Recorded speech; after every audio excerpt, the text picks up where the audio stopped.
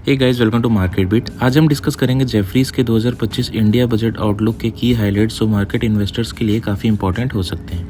Jefferies कौन है? Jefferies एक जाना माना ग्लोबल इन्वेस्टमेंट बैंक है जो फाइनेंशियल सर्विसेज जैसे investment banking, equity research, trading और एसेट मैनेजमेंट प्रोवाइड करता है।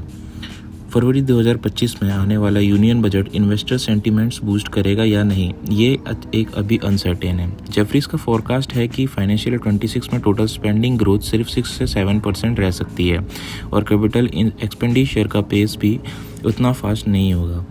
अगर बात करें टैक्स रिफॉर्म की तो यहाँ कैसे कोई पीछे रह सकता है। जुलाई 24 के बजट में कैपिटल गेन टैक्स बढ़ाए गए थे। शॉर्ट टर्म कैपिटल गेन 15% से 20% और लॉन्ग टर्म कैपिटल गेन 10% से 12.5% किया था।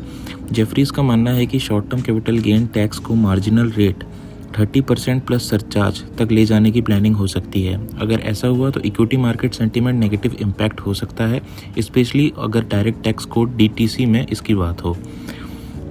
जेफरीज का कहना है कि मोदी गवर्नमेंट का aggressive fiscal consolidation path financial year 26 तक फिस्कल डिफिसिट को 4.4% तक लाने का टारगेट रखता है, लेकिन इससे गवर्नमेंट का स्पेंडिंग हेडरूम काफ़ी कम हो जाएगा। फाइनेंशियल ईयर 25 में वीक गवर्नमेंट एक्सपेंडिचर ग्रोथ के बाद फाइनेंशियल ईयर 25 के एक अपटिक देखने को मिल सकता है, पर जेफरीज वार्न करता है कि ये इम्प्रूवमेंट शॉर्ट लिव्ड होगा। जेफरीज ये भी हाईलाइट करता है कि फिस्कल कंसोलिडेशन का एक बड़ा एम है सोवरनियर बॉन्ड रेटिंग अपग्रेड करवाना। मई 24 में S&P ने इंडिया का आउटलुक पॉजिटिव किया था और कह दिया था कि कंसोलिडेटेड फिस्कल डिफिसिट को 7% से नीचे लाना ज़रूरी होगा। अगर सेंटर का फिस्कल डिफिसिट 4% तक आ जाता है तो रेटिंग अपग्रेड होने की पॉसिबिलिटी है। फाइनेंशियल ईयर 26 में गवर्नमेंट का रेवेन्यू में कुछ स्लो डाउन होने की उम्मीद है। RBI डिविडेंड फाइनेंशियल ईयर 25 के 2.1 लाख करोड़ से कम होकर 1.5 लाख करोड़ हो सकता है, जो GDP का 20 बेसिस पॉइंट इम्पैक्ट करेगा।